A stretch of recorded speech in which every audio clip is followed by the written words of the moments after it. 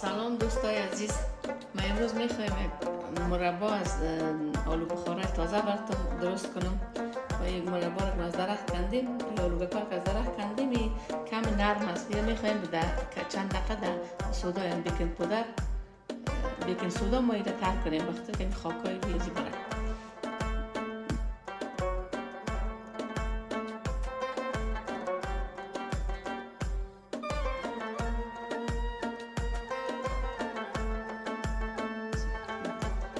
ما فعلا مقدار آب دیده علاوه کردیم همراه خود آلو بخارا و حالا بودهش همراهش یک جای مندازیم بخاطر که کم نرم است و زود نرم میشه.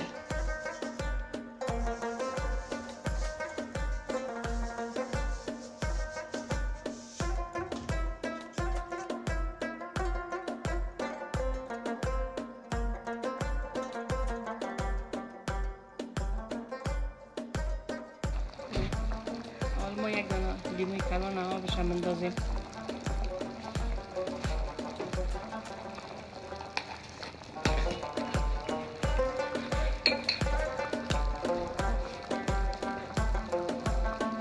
قاشق تیز اندازیم دیگه میده.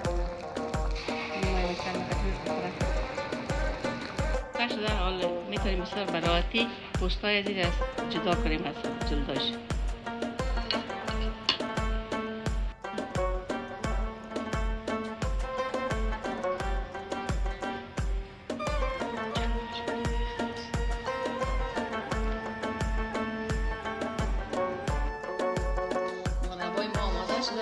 تیار شده. ببینید رنگ سرخ بسیار مقبول که ما در بین از چیز ننداختیم، رنگ طبیعی خودش است.